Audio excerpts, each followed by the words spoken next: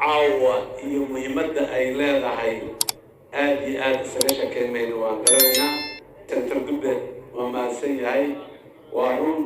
laba arrimood oo isu soo keen qaabisha ayay ahayd inaan maalmahan taariikhiga aan xusno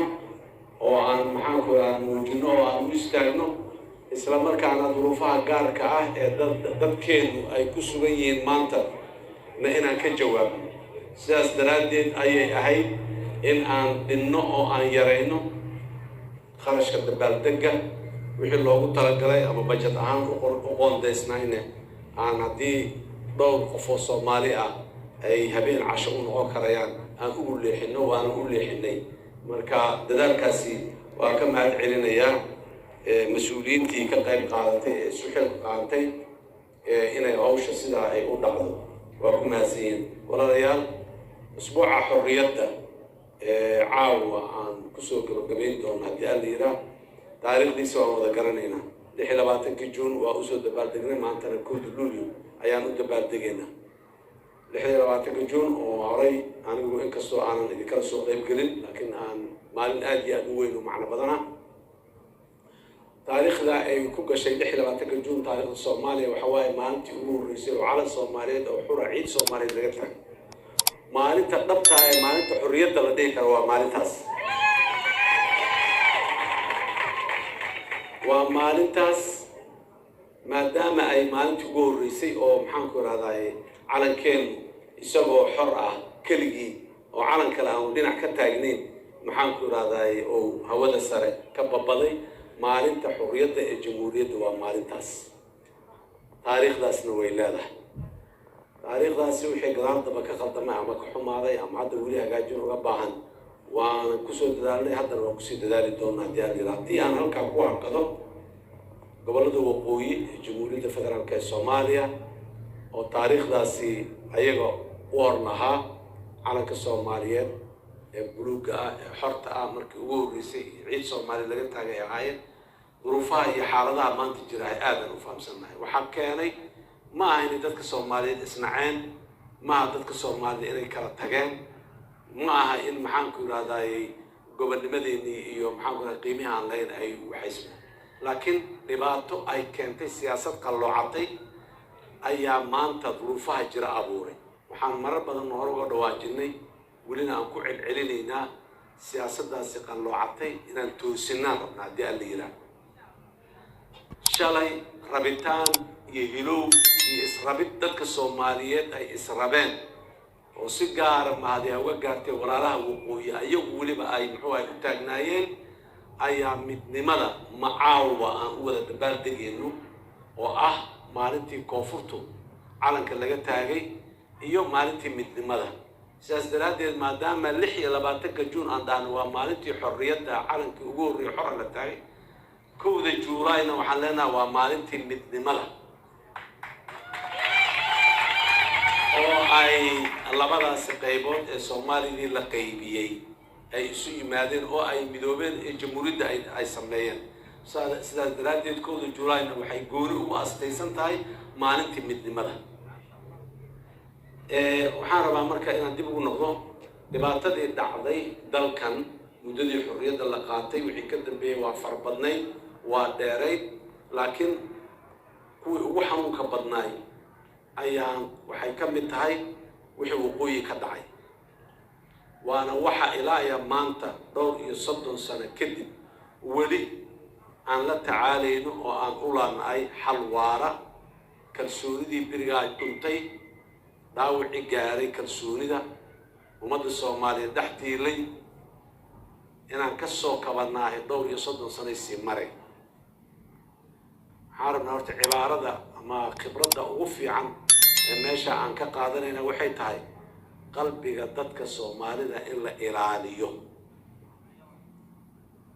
inaanan dhaawac loo geysanin qalbiga laana dhaawaca qalbiga loo geystay ka soo bogsashadiisu waa dheer tahay waana dhib badan tahay sidaas daraaddeed slogan-keennii ahay Soomaaliya heshiis ah waxa uu asalkiisa iyo nuxurkiisu yahay واستقري كرنا وازدرري كرنا وأوران سكون فكرنا وحتى وازدلي كرنا لكن ولقى بسكودا ذكرك ولقى بسكودا دلك ولقى بسكودا وأما ولا حيرتا أما ولا حقنتا لكن داوع قلبك قال لو مجي ولا ما أركو ذكرك أنت كل عيك وجهك كل عيك عنك جبتيه قفكم حنقول هذا حتى عريامي داوعي قال وامغضا ولا أركيا داوع قلبك قفك قال لما أركو سيدا الدراجة وسببت أي أدب بدنتها إلا داوي ولا حدا أركين بوغا أركين مرة يكرت بداوي كرت سيدا الدراجة dadka Soomaalidu wax badan baa kala gaaray midnimada waqooyi koonfur bas nooga ma hadlaysna warayska midnimada ummadda soo noqoshadeeda ka jira ha kala weynaado oo midda waqooyi koonfurta dhaxta Allah maanta ha u weynaato laakiin inteena koonfurta joogta lafteeda waxaan u baahanahay weli booqdayid badan oo dhiman oo inaan isbooqdayno u baahan laba dib u heshiisiineed ayaa noqota dib u heshiisiin waa dib u heshiisiinta bulshada mujtamaca inuu heshiiyo sidaas daraaddeed dowladnimada heerarkeeda kala duwan ee heer dowlad goboleed leh ee heer maxaan ku raadin gobol leh heer degmo leh meesha ugu hooseyso hadda naqaano heer degmo ah qaab dhismeedka xukunka iyo taladu waa inuu ku jiraa qayb ama organ ama xubin ka tirsan maamulkaas hoose oo u xil saaran dib u heshiisiinta لأن خلافك وحكر تحت مركز ومنطقة أي استحمرت أو أي وحسناف صدان خلافها كضعية باري تعبك يا خلاف كضعية حولي يا خلاف كضعية وضد اللي مريا خلاف كضعية عيلك يا خلاف كضعية وح مجتمع ما لا يسوي مادام أو وح كدحية يالان أردن ما دام وح مجتمعين كدحية إن بدنوا كمية أيريه بيها ير معاكم بيرها تعبما أو بيها استنوية معاكم هذا ركن دعسين كلها نوية معاكم وحبضنا نقول وحاس نوية ريكا حفيرة الكل كانت تجسد خلافات كاس البلشة وتحيا مرك دي بلشيسيت البلشة دي بلشيسيت البلشة المركان ماشى سقوها سيسو ماشى البلشة أي كم عامل ساعة وإن أو كنجرا قاب اسمتك حكم كبسر قيب كمدة أو قابل سلا قيبتان عافمات هو قيبتان هو تعليمته قيبتان هو بيها قيبتان هو عدالته قيبتان هو عشورها قيبتان هو أمني أولادنا قيب لمدا أو استراتيجية كدولة لماذا كنتشتا أو تبشيسيت برشلونة وحل صار وإلى جستا قوانين يلا واعي وحكر هذا وأنا سنة وإحنا ونور بالله سيدا استراتيجي دبشيسيت برشلونة مركوا واحد صعدوا وصعدوا مالكم أكا حدث أن إيفنت ما أنت كم جولاي دبل دقني وأنا دم إنسان عاوة وكرهينا أن لا نهي ما هاي وأرين جوكتا أو سعون يسوع أو مرة بقوبة إن يسيس عطو يسيس عطو يسيس عطو تاس وحالي هذا دبشيسيت برشلونة دبلك كان قبل كهلا هذا وهاي قبل دبشيسين هو دعو كان دولة قبلت كهلا هذا دبشيسين هو دعو مرور بمجتمع إسلام دقن وحكد حيان وحوص كد حيان إن أي دبوشيس برشلونة احتضر وعصوها رأي برشلونة برشلونة مركان خلاف كحضر كدعائي كبلعت كدعائي كان محان قروا كدعائي كان محان كون هذا دوبلي كدعائي كان بولبرت كدعائي مد والبط وفقار ليه دكاس وكده دعائي دكان كاس دكان أيوة نقار فيها دولته waxay awood u siinaysaa mas'uuliyadda kala dadkaasi inay xalistaan mashaakilaadkooda ayagu ay xalistaan sidaas daradeed howl socota oo mar walba socota oo joogta oo dad la yaqaano oo maxaan ku raadaay akhyaar leh oo maxaan ku raadaay gabdhay wiilal iyo odayaal iyo culimo iyo wax walba leh oo dibashiisiinta ka shaqeeya meel kasta mujtamaceena joogaanayna dibashiisiinta bulshada sidaas joogto ku tahay kuwii horena waa la dhayaa waxa cusub ay imaanayaan dadka shaqeeyaan loo yeelaya waa joogto waa nala soconay waa dibashiisiinta bulshada waxaa noo soo haray dibashiisiinta siyaasadda dibashiisiinta bulshada dhib badan kuma qabno xeeraraan ku leenahay dhaqanan u leenahay si aan u wajahnaan naqaanaa habnololeedkeena oo qarniyaal soo jira yaa leh deegaan kasta xeerkiisa iyo nidaamkiisa uu leeyahay waana la aqbalsan yahay dood badan oo aad u waaweyn kama taagno bas dowladnimay u baahan tahay oo saacida oo kii la kari waaya ee nabadda diida ee dhaqanka san diida ee talada diida dowlad dadka ka qabato u baahan yahay dowladdiina waa dowladdaas dowlad deegaanka ah ee ama muxuu ahaa heer dowlad goboleed ah ama heer degmo ah waaye oo ka qabanaysa dadka dhan marka dib u heshiisiinta bulshadu kama wada dhexaysa bulshada bulshadu waa dagaamaysan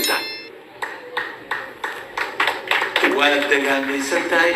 deegaan kastana shucuurtiisa gaarka asaa yaqaan kii beeraley ah kii xoolo dhaqata ah kii kalluumaysata ah kii maxaan ku yidhaha magaalo jooga isaga garanay taas meesha ma gooma maxaa soo haray dib u heshiisiin siyaasadda waa lagu kala tegay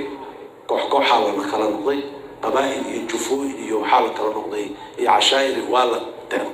dowladnimadii waa isu keensanay annaguna waa isu nimaday dowlad aan wada leenahay oo wada daadeenaynaan aan leenahay ku heshiiskaa naga buray heshiiskii dowladnimada heshiisku aynaa naga buray dowladdii aan waxaan u aragnaa bahal dadka cunayo oo dadka diiranayo waana dhacday oo waa waxa 30 sano aan ka kaban laanahay reer hebel ma yeelin dowlad iyo maamul xumaaday iyo siyaasad dowladeed oo qalloocatay oo xumaatay ayaa yeeshay dowladdii kalsoonidii inaan inta soo celin aan waxaan kala leenahay qol walba deegaankeedii joogtaa siday ayadu isu maamushay iyo siday u dadaashay maamulkeedu ugu yaallaa ha u qurxoonaado ama wax ka dhinaadaan laakiin maxaa naga dhexeeyey dowlad soomaaliyeed oo jamhuuriyadda la yiraahdaa naga dhexayso oo caalam oo kale 62 sano kahor aan qaadano qabsano gacanta ku dhignay yaa naga dhexayso xeerka degmada balcad ka jira iyo xeerka degmada maxaan ku yidhahdaa gabiley ka jira iyo midka maxaan ku yidhahdaa boosaaso ka jira iyo midka maxaan ku yidhahdaa jilib ka jira waa kala duwan yihiin xeer soomaali waa kulli laakiin xeer waa xeer beeraley xeer waa xeer xoolo dhaqato duruufaha uu xeerku ka jawaabayo ayaa kala duwan xeerka beeraleyda jilib degan ee isku dhaqdaay